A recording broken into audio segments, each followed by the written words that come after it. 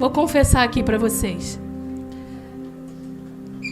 Gente, eu tô muito, mas muito nervosa com o tamanho da responsabilidade de estar aqui nessa noite. Quando o pastor falou comigo, ele falou assim: esse mês você vai trazer uma palavra, amém? Falei, amém, pastor. Ele pode ficar tranquila que não é nesse próximo domingo. Eu, ufa, Jesus, glória a Deus. Aí ele falou assim: eu vou ver aqui o tema, já te falo. Falei, tá bom. Aí ele foi e me mandou o tema. Ele mandou para mim assim: eu e minha casa quebraremos ciclos. Ele tá dando a microfonia, eu não sei por qual motivo. Queridos da minha vida, quando eu vi assim, eu e minha casa quebraremos ciclos, aí que a minha perna fez assim mesmo. Falei, Senhor. Aí ele falou assim: eu vou ver o dia direitinho, né, conforme a ordem, e eu te mando. Falei, amém. Depois ele me mandou a ordem, e seria o último. E eu tremi de novo, porque eu falei, Senhor, que responsabilidade terminar este ciclo. Depois de 3 domingos de uma palavra, sabe, veio a primeira palavra que foi bênção, a segunda bênção, a terceira bênção. E eu falei, Senhor, domingo passado eu estava aqui, sentada aqui enquanto o Cacá ministrava a palavra. E eu sentada aqui, eu abaixei a cabeça e eu falei, Senhor, tem misericórdia de mim, porque semana que vem eu tô lascada para transmitir aquilo que tu tem para falar. Mas durante esse mês, o que o Espírito Santo ministrou em mim, que eu não vou falar nada do que Ele já não está fazendo na minha vida. Porque eu tenho algo comigo, querido, que toda vez que eu subo para ministrar, eu tenho algo comigo que eu sempre falo, Senhor, eu não quero falar nada que eu não viva. Eu não quero dizer nada que eu não possa viver e que eu não possa fazer.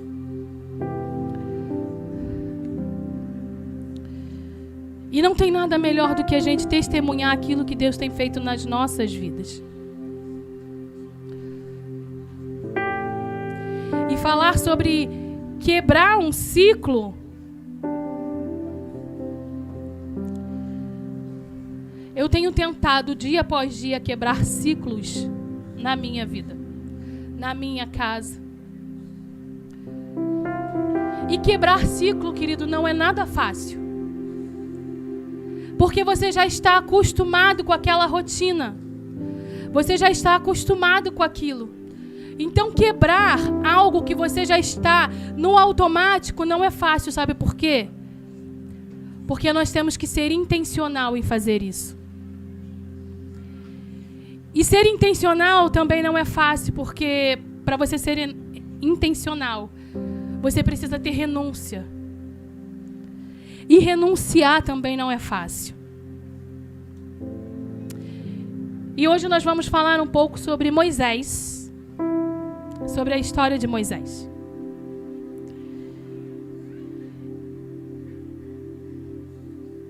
E todos nós conhecemos a história de Moisés. E Moisés, o propósito de vida de Moisés foi quebrar um ciclo. O ciclo de um povo. Um povo que foi parar no Egito, que viveu por muitos anos no Egito, e que depois de um tempo começou a ser escravizado. E Deus viu em Moisés a capacidade de quebrar um ciclo. E eu quero começar lendo lá em Gênesis, capítulo 50, no verso 24.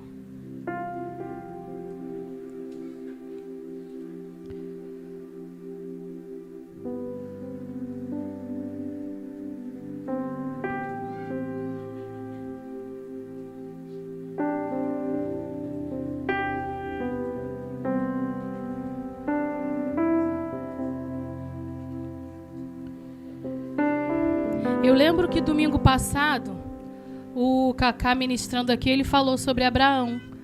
Quando Deus falou com ele que ele precisava sair da terra, né? E que o Senhor ia dar uma terra para ele. Aí Deus começou a história lá em Abraão, falando para ele sair da terra dele, que ele ia dar outra terra para ele. Deus começou essa história lá. E José, antes de morrer, ele diz assim, lá no verso 24, tá? Disse José a seus irmãos: eu morro, porém Deus certamente vos visitará e vos fará subir desta terra para a terra que jurou dar a Abraão, a Isaque e a Jacó.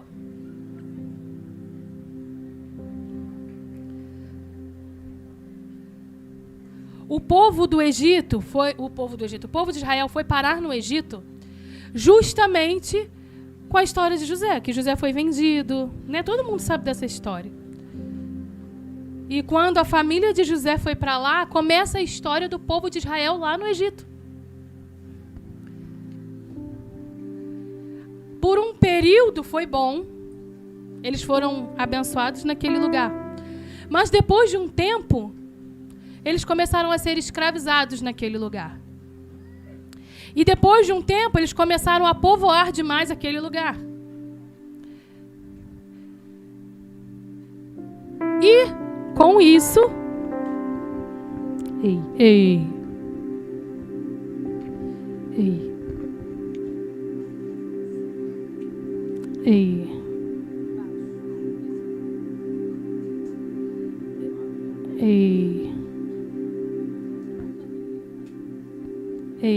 Foi. E depois disso, né? O rei lá mandou o quê? Matar, né? As crianças, os primogênitos, os homens, não foi? Isso aí. Tô nervosa, tá, gente? Vocês me ajudem.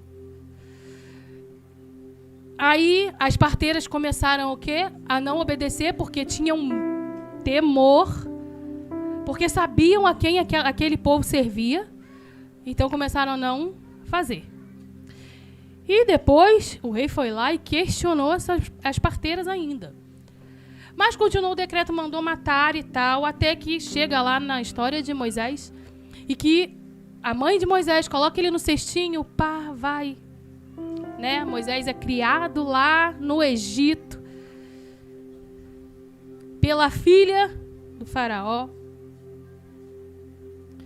E acontece tudo, né? O que aconteceu. E Moisés cresce, vira um homem com um propósito. Que no início ele ainda não sabia que ele tinha um propósito de quebrar um ciclo. Talvez você chegou aqui hoje sem saber que você tem um propósito de quebrar um ciclo.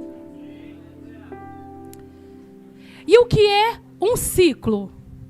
O que é um ciclo para você? Alguém pode me dizer o que acha que é um ciclo?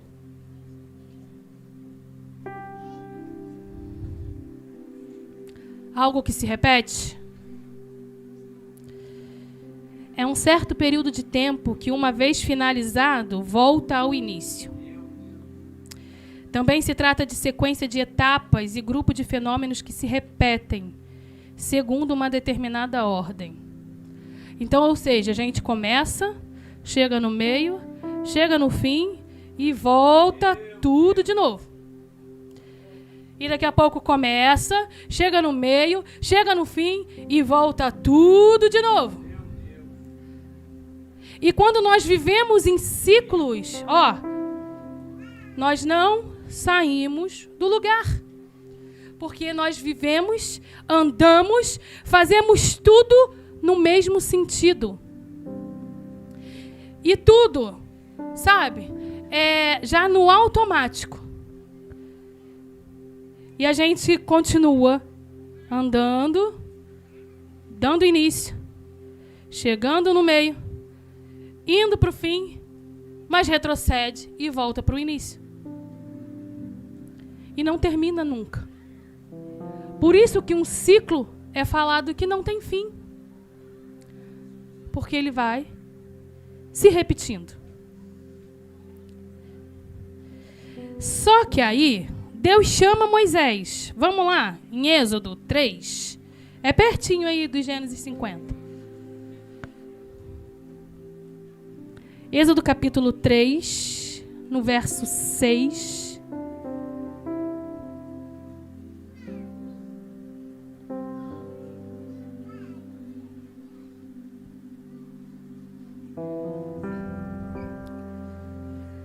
E disse mais: Eu sou o Deus de teu pai, o Deus de Abraão, o Deus de Isaque e o Deus de Jacó. Moisés escondeu o rosto, porque temeu olhar para Deus. Disse ainda o Senhor: Certamente vi a aflição do meu povo, que está no Egito, e ouvi o seu clamor por causa dos seus exatores. Conheço-lhe o sofrimento. Por isso, desci a fim de livrá-lo da mão dos egípcios, e para fazê-lo subir daquela terra a uma terra boa, ampla, terra que mana leite e mel, o lugar do cananeu, do eteu, do amorreu, do ferezeu, do heveu e do jebuseu. Pois o clamor dos filhos de Israel chegou até mim, e também vejo a opressão com que os egípcios os estão oprimindo. Vem agora, e eu te enviarei a Faraó, para que tires o meu povo, os filhos de Israel, do Egito. Eu vou repetir esse, tá? Para você entender. Então disse Deus assim, ó: Vem agora, e eu te enviarei a Faraó, para que tires o meu povo, os filhos de Israel, do Egito. Talvez você esteja no Egito ainda. E Deus te trouxe aqui hoje para você sair de lá. E Deus te trouxe aqui hoje para que eu pudesse te falar assim, está na hora de você sair do teu Egito. Eu acredito que Moisés tenha ficado desesperado quando ele ouviu Deus falando isso com ele. Por tudo que Moisés já tinha passado, o tempo que ele estava fora do Egito, e ouvir Deus falar para ele: tu vai ter que ir lá, diante de Faraó. Eu imagino o desespero, querido. E falar que ele tem que libertar o meu povo. E eu acredito também que Moisés tenha pensado assim: eu não vou não. Não é? Humanamente falando, querido, deve ter sido a primeira coisa que ele pensou. Manda outro no meu lugar que eu não vou não.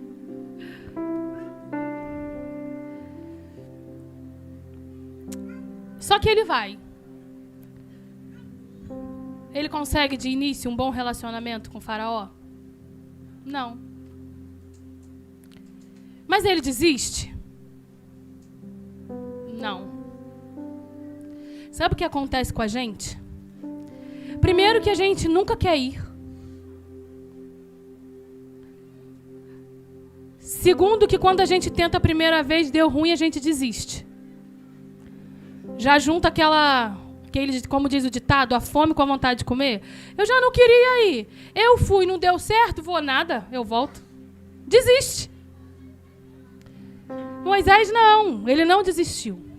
E Moisés fez algo que, ele foi, não deu certo, ele voltou, foi lá em Deus, falou com Deus que não estava dando certo. E Deus foi lá e mandou ele fazer de novo. Deus ainda deu para Moisés algumas artimanhas, que foram as pragas, foram tudo, para forçar Faraó a liberar o povo. Só que tem um detalhe. Depois de todo o esforço de Moisés, depois de tudo que Moisés fez, o povo vai. O mar se abre, eles passam. Deus fez coisas extraordinárias, era a coluna de fogo. Deus fez algo sobrenatural para aquele povo conseguir sair do Egito. Moisés consegue. Eles saem. Mas sabe o que acontece? O povo fica preso num ciclo, Douglas. Algo que era para ser rápido demora 40 anos. Talvez tenha algo na tua vida que já era para ter acontecido ontem, mas por você estar no teu ciclo repetitivo, está se tornando anos e anos e anos. Eu separei 3 pontos para nós falarmos nessa noite. 3 ciclos que nós precisamos quebrar. O primeiro ciclo que nós vamos falar é sobre o ciclo familiar. E esse ciclo eu coloquei ele como primeiro, porque eu quero falar um pouquinho da minha vida nesse ciclo aqui. Quando eu comecei falando que eu tenho quebrado ciclos, muitos desses têm sido aqui, no familiar. Para começar,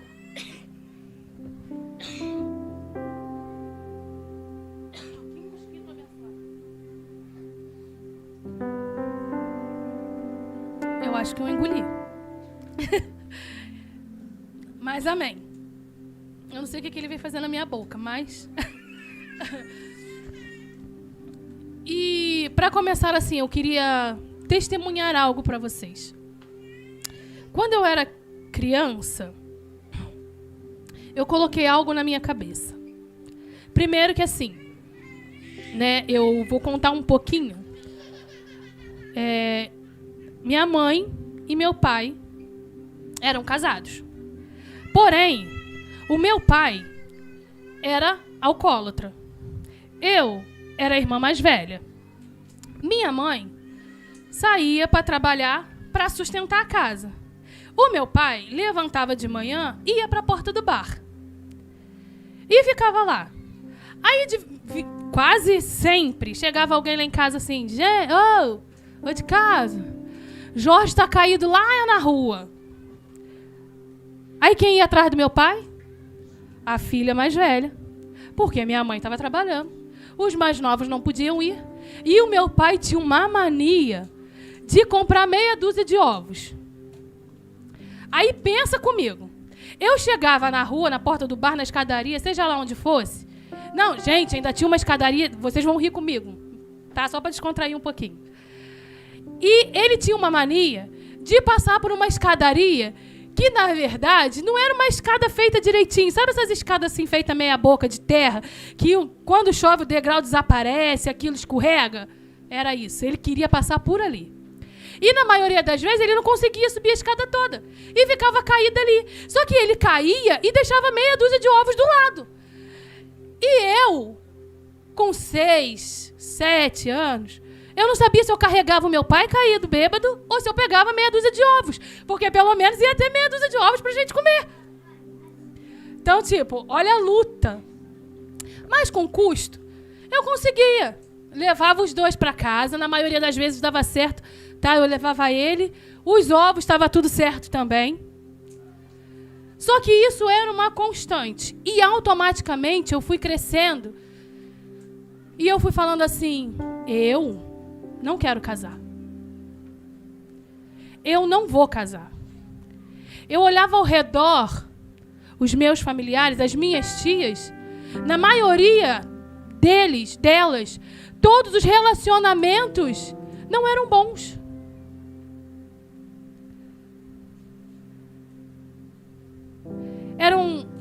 Elas eram agredidas, com relacionamentos abusivos, ofendidas. E eu cresci vendo isso. Então, automaticamente, em mim, eu achei o quê? Eu vou casar pra quê? Vou passar por tudo isso? Vou não. Não vou mesmo. E fiquei presa nesse ciclo por um bom tempo. E com isso, né, a gente acaba cometendo alguns erros porque a gente acha que a nossa vida vai ser daquela forma. E assim foi. Eu lembro que quando o pastor Alexandre, na época, assumiu a igreja, e eu fui conversar com ele, eu falei com ele assim, pastor, eu não vou casar. E ele falou assim, minha filha, como assim? Eu falei, não vou. Não adianta conversar comigo sobre isso. Não adianta falar sobre isso comigo, porque eu não quero casar. Mas, filha, e ele começou a argumentar comigo, filha, casamento é plano de Deus. Pastor, eu não quero. Mas, filha, não é dessa forma. Pastor, eu não vou casar. Porque eu tinha dentro de mim a imagem de que casamento não era algo bom, que não fazia bem. Aí, de tanto que eu falava, eu rebatia, ele virou para mim e falou assim, tá bom, eu não vou argumentar contigo não. Eu só sei que daqui um tempo, você vai estar aqui e vai falar para mim assim, pastor, eu encontrei o homem da minha vida. Sabe o que eu fiz? Eu ri. Ai, gente, eu ri. Cara, que tola que eu fui naquele dia. Porque eu ri, eu falei assim, é ruim, hein, pastor? Não vou, não. Só que, ao mesmo tempo, eu fui contraditória. Porque, sem ninguém saber, eu fiz uma carta, porque eu tinha uma mania de fazer cartas para Deus. E eu comecei, nessa carta, a descrever para Deus o que eu não queria mais viver, de início. E eu fui falando, Senhor, eu não quero isso, eu não quero isso, eu não quero isso. E depois eu comecei a falar o que eu queria. E eu comecei, Senhor, se for da tua vontade que eu tenha alguém, eu quero encontrar um homem que seja, em primeiro lugar, seja um homem de Deus, comprometido com a tua obra, que te sirva, que te adore em primeiro lugar, que seja um bom marido, que cuide bem de mim e que, se eu tiver filhos, um dia possa ser um bom pai. Foi assim que eu fiz para Deus. E num tempo depois, eu voltei no pastor Alexandre, com o rabinho entre as pernas, e falei com ele assim, pastor, eu encontrei o homem que é o homem para a minha vida.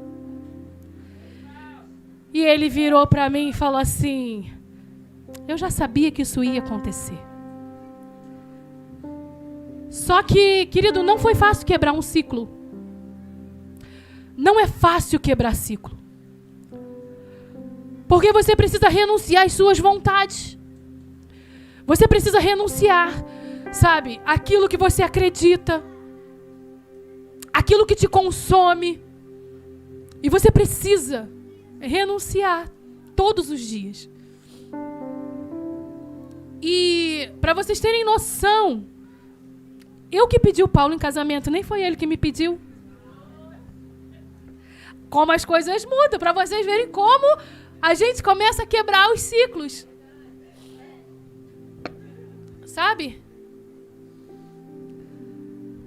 E eu lembro que um tempinho depois, não demorou muito tempo, porque eu conheci o Paulo em 2008, 2009 eu noivei, 2010 eu casei. E quando a gente foi noivar, nós demos um de doido, tá? Porque a gente conversou só entre nós dois, e fomos depois até o pastor e a pastora, e nós conversamos com eles e ficamos em propósito, em oração, nós 4. E faltando uma semana para a data que nós colocamos, nós comunicamos à nossa família. Coisa de maluco mesmo. Mas noivamos. Eu lembro a data do noivado até hoje. 26 de setembro de 2009. E quando a gente noivou, a gente colocou o propósito assim, até julho do ano que vem a gente tem que estar casado. Muita coisa aconteceu para o casamento não acontecer. Para o casamento não realizar. Mas o mais forte do que aconteceu para paralisar esse casamento, faltando uma semana para o casamento, a minha tia, que era minha madrinha, ela faleceu.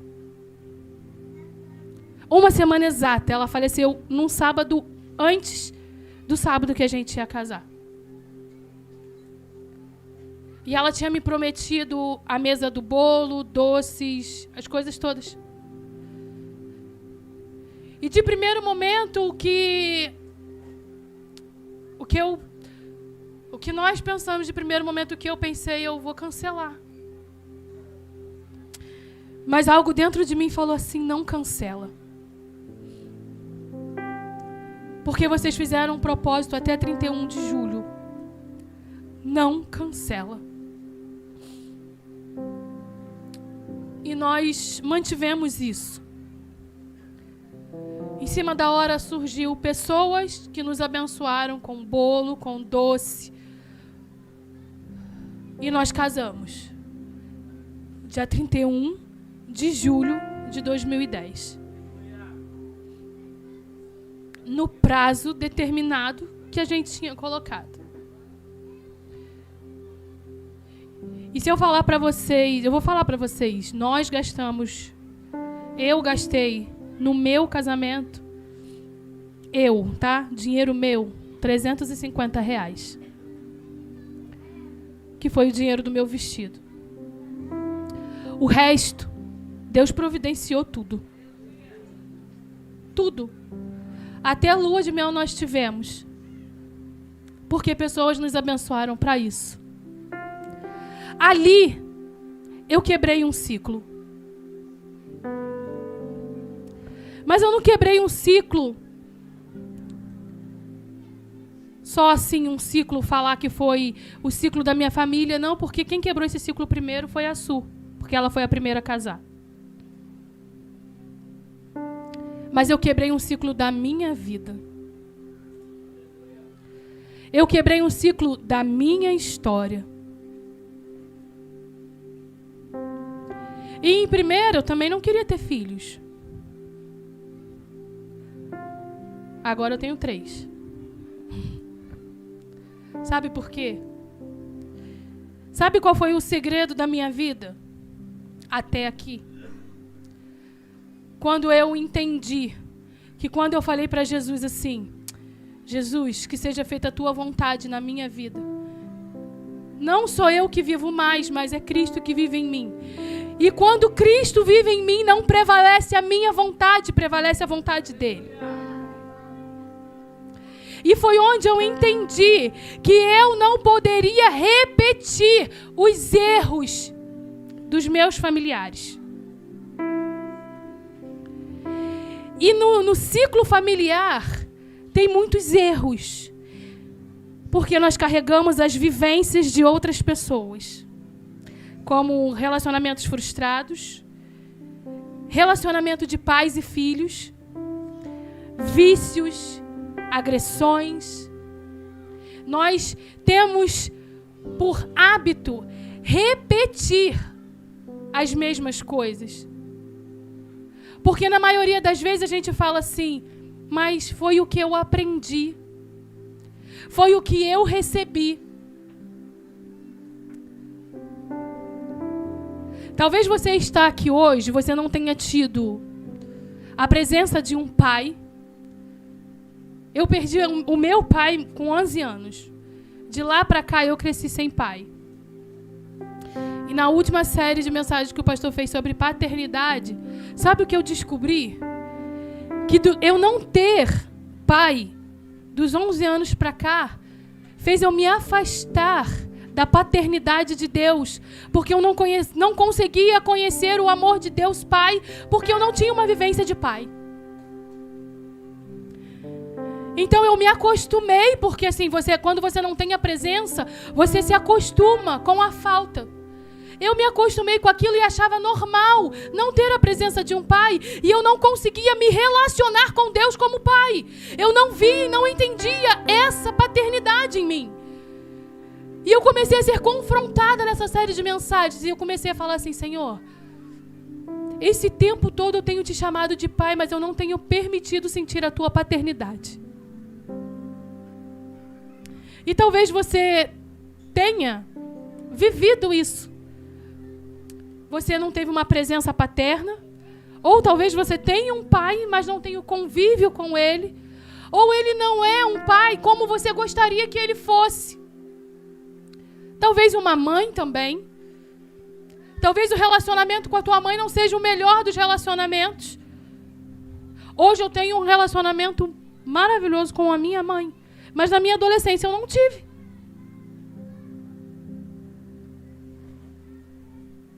Quer ver uma coisa que me atrapalha muito, que me atrapalhou e eu estou tentando quebrar isso? Foi com a minha filha. Porque como eu fui a irmã mais velha, eu tomei responsabilidades. Deixa eu só explicar uma coisa para você. Eu não estou culpando a minha mãe, tá? Porque ela não tinha opção. Ela saía para trabalhar, para sustentar os filhos dela. Porque senão a gente não tinha o que comer. Então eu não estou culpando a minha mãe. Só que eu tive que criar uma responsabilidade de tomar conta dos meus irmãos, de cuidar da casa muito cedo. E eu negligenciei isso na minha filha porque eu não quis passar para ela aquilo que eu passei. Mas eu não estou dizendo que eu negligenciei a ponto de... Como é que eu posso falar? Eu negligenciei porque eu deveria ensiná-la da maneira correta. Não da forma que eu tive que aprender na marra. Mas eu tinha que fazer o trabalho correto, que é o que eu estou tentando fazer hoje. A Maria está com 11 anos. Agora que eu comecei a ensinar as coisas para a Maria de dentro de casa, a como ela fazia as coisas. E por várias vezes eu tive desentendimento com meu esposo, porque ele falava assim, você precisa pegar firme com a Maria. E eu falava, mas eu não quero. Eu não posso ser assim com ela, porque eu sei os traumas que eu passei. E eu não queria passar isso para ela. Só que às vezes a gente não quer repetir os traumas como é comigo. Mas às vezes nós fazemos pior, porque nós reproduzimos para os nossos filhos aquilo que nós passamos. E somos negligentes com os nossos filhos. Porque nós colocamos os nossos filhos a viver ciclos que eram nossos e que precisavam ser quebrados. E passamos para ele algo que não era para eles carregarem, porque nós deveríamos quebrar. Sabe o que é isso? Vivências de familiares.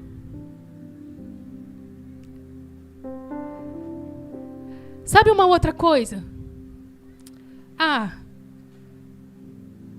Não estou me entendendo com meu marido, não. É melhor separar, cada um para um canto. Sempre foi assim lá na minha família, tudo assim mesmo. Ninguém continua casado. É mais fácil separar, vai cada um para um lado. É mais fácil porque você não quer pagar preço para quebrar um ciclo. Um ciclo que está destruindo famílias e relacionamentos.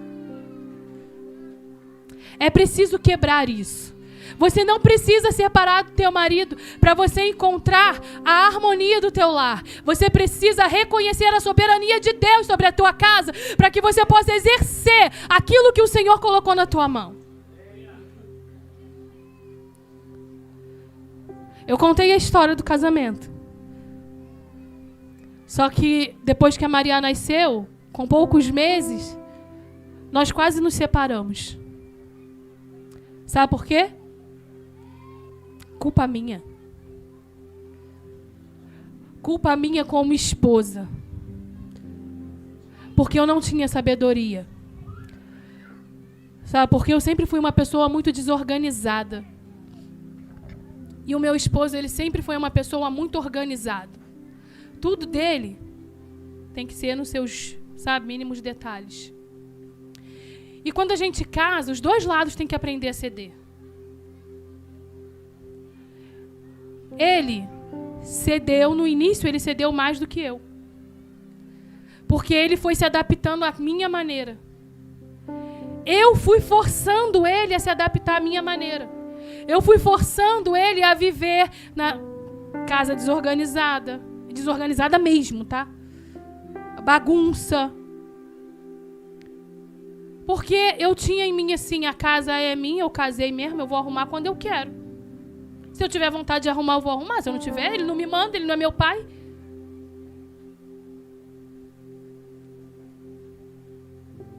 Quando eu quiser fazer, que eu tiver com vontade, eu vou lá e faço. Eu estou cansada, não quero fazer agora.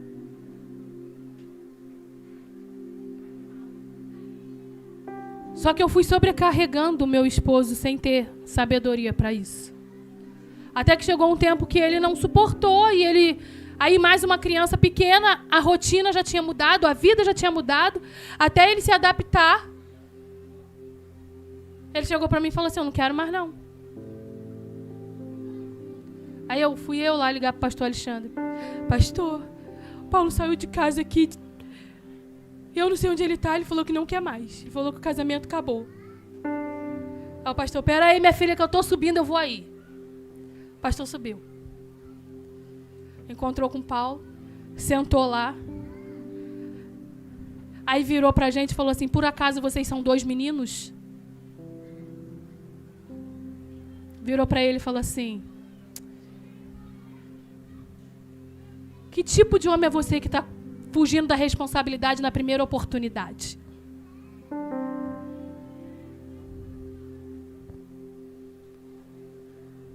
E sentou com a gente, conversou. E estamos nós aqui. Para a glória de Deus. Só que você acha que eu aprendi naquela época? Não. Não aprendi não, gente. Eu continuei repetindo a mesma coisa. Eu continuei repetindo o mesmo ciclo. Eu fazia quando eu queria. Aí eu comecei a dar algumas desculpas, sabe? Sabe quando você vai arrumando desculpa para as coisas? E eu comecei a arrumar desculpa para isso. Ah, mas é por conta disso. Ah, porque eu tô cansada. Ah, porque não deu tempo, não sei o quê, não sei o quê, não sei o quê. E eu começava a dar desculpas. Até que veio os gêmeos. Aí, pronto. Aí a situação... Se eu não dava conta com uma, com 3 é que eu não ia dar mesmo. Gente, teve uma situação que uma vez eu cheguei até a mostrar o vídeo para o pastor João. Que eu falei com o pastor assim, eu falei, pastor, eu não estou dando conta. E eu mostrei o vídeo para ele porque teve um dia que eu resolvi quebrar um ciclo. Eu cheguei na minha casa e quando eu olhei a minha casa, eu tenho a cena gravada aqui na minha mente até hoje. Eu não conseguia entrar na sala porque era um bando de coisa espalhado. Era roupa de criança, era brinquedo de criança, era não sei o que para lá, não sei o que para cá. Aí eu ia, virava assim, tinha a cozinha. Quando eu chegava na cozinha, era louça na pia até o teto, o chão que a gente tinha ido no mercado. Nem as compras eu tinha guardado. Aquele montoeiro de bolsa no chão. Eu olhava para a lixeira, o lixo subindo de parede afora. Aí eu morava, que era 2 andares. Eu subia a escada. Quando eu chegava no quarto, que era o quarto da Maria, assim, era roupa caída aqui, a cama dela toda bagunçada, aqui, um monte de roupa do outro lado. Quando eu chegava no meu quarto, o meu guarda-roupa era roupa tudo no chão, assim, jogada. A minha cama toda bagunçada. Mas era uma bagunça. Que quando eu coloquei o pé ali, eu falei, eu não quero mais isso. E eu peguei o meu celular e eu comecei a gravar. Tudo. Eu fui gravando. Nós mudamos de casa. Eu não vou falar para você que eu estou perfeita. Mas eu tenho me esforçado todos os dias para não repetir o ciclo. E eu tenho me esforçado para quando meu esposo chega em casa, a minha casa está arrumada, ter um café para ele tomar. Porque eu não fazia isso. Eu estou quebrando um ciclo na minha vida. E vou te falar, sabe quem me ajudou? O Espírito Santo, porque eu comecei a orar em línguas e algo foi mudando dentro de mim, sabe por quê? Porque ele me mostrou que a desordem não estava só fora, estava aqui dentro. E deixa eu te falar uma coisa, você não vai conseguir quebrar um ciclo sozinha. Você não vai quebrar um ciclo sozinho. O Espírito Santo vai te ajudar a quebrar um ciclo. Desde que eu comecei a praticar a oração em línguas, Ele tem quebrado esse ciclo dentro de mim. E Ele tem colocado aqui, ó, a minha casa em ordem. Mas essa casa é de dentro. E automaticamente eu estou conseguindo passar isso para fora. E essa semana, antes de ministrar a palavra, eu perguntei para ele assim, de 0 a 10, desde que a gente casou, qual é o tanto que eu mudei de lá para cá? E ele virou para mim e falou assim, 8. Eu dentro de mim fiz assim, glória a Deus. Glória a Deus. Eu ainda vou chegar no 9,5, eu creio. Mas só de estar no 8 para mim já tá valendo. Então deixa eu te falar uma coisa. Não repita na tua casa, com os teus filhos, aquilo que você viveu ou que você viu outras pessoas a viverem. Seja você o primeiro a quebrar um ciclo. Ao invés de você repetir algo ruim, mostre para os teus filhos que tem possibilidade de ter uma vida mudada e transformada. Seja o canal, seja o Moisés lá na tua casa, para começar a quebrar o ciclo. Ponto 2 é o ciclo espiritual, e eu vou correr por causa do tempo. O ciclo espiritual é a inconstância. Sabe aquela inconstância de que hoje eu tô, amanhã eu não tô. Hoje eu tô muito bem para ir no culto. Ai, mas hoje eu tô muito cansado, ou eu tô triste, eu não vou.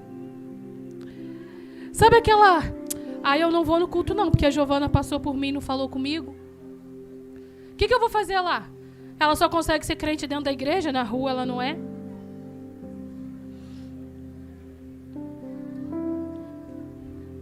Outro ciclo que precisa ser quebrado. Intimidade com Deus. Porque se você se importa muito com os erros e os defeitos dessa pessoa que está do teu lado, é porque você não tem intimidade com Deus. Porque se você tiver intimidade com Deus, você vai saber reconhecer nele que os erros dele não podem te atrapalhar de ter um relacionamento com Deus, porque Deus tem que ser o primordial na tua vida, independente das atitudes das pessoas. E através de você, ele possa ver o Jesus que há em você e não praticar mais aquele erro. Nós precisamos aprender a quebrar ciclos de relacionamento entre nós. No sentido de que quanto mais intimidade com Deus eu tenho, mais eu consigo servir o meu irmão, sem olhar as falhas, os defeitos que ele tem. Sabe por quê? Porque eu também tenho falhas e eu também tenho defeitos. Eu também sou uma pessoa difícil, que talvez eu olhe no espelho, tem dias que eu olho no espelho e falo assim, misericórdia, como Jesus pode me amar. Mas nós precisamos quebrar esse ciclo, porque é mais fácil eu olhar para o erro do meu irmão e colocar ele como culpado, do que eu assumir que o problema está em mim e eu preciso renunciar e quebrar esse ciclo da minha vida para que eu possa viver em intimidade com Deus. O terceiro ponto, o ciclo da falta de identidade, a inferioridade. Sabe aquela assim, eu não posso, eu não consigo, eu não sou capaz. Vamos ler Êxodo 3, 11 e 12. Então, disse Moisés a Deus, quem sou eu para ir a Faraó e tirar do Egito os filhos de Israel? Deus lhe respondeu, eu serei contigo, e este será o sinal de que eu te enviei. Depois de haveres tirado o povo do Egito, servireis a Deus neste monte. Então deixa eu te falar uma coisa. Você é capaz. Você pode. Ah, mas eu não consigo. Sabe por que você não está conseguindo? Porque você está esquecendo de que Deus está com você e que é Ele que te chamou. Porque, olha, Deus responde para Moisés assim, eu serei contigo. Quando Deus te chamou para quebrar um ciclo, Ele estava dizendo assim, eu vou contigo, eu sou contigo. Então você vai conseguir, você pode, porque eu sou contigo. Sozinho você não pode não, mas eu estou com você, eu te capacito, eu vou com você. Então você pode quebrar, você pode se levantar e quebrar esse ciclo que você fica.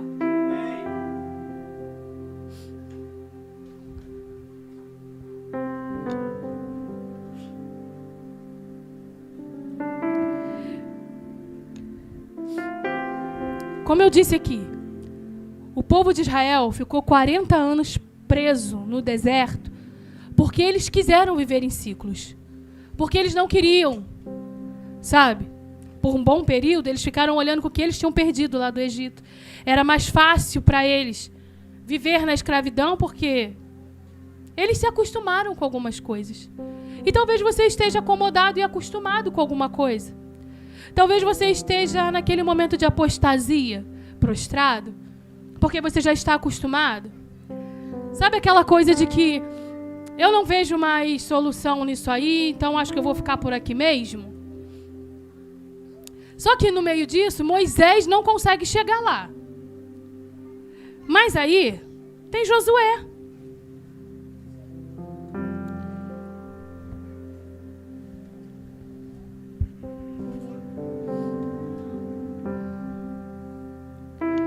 Josué, ele concluiu o ciclo que Moisés começou a quebrar. Lá em Josué, no capítulo 4, verso 10 e 11, eu não vou ler aqui, mas se você quiser anotar e ler em casa, fala sobre a chegada do povo de Israel na terra prometida. Josué, ele consegue concluir o que Moisés começou.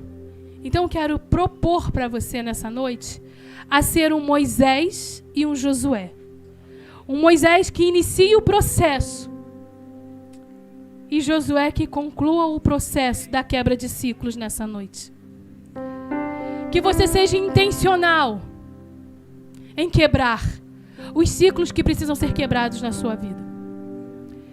Que você seja intencional em falar com Deus, sabe, a se colocar na disposição de quebrar esse ciclo. E eu quero convidar você a se colocar de pé.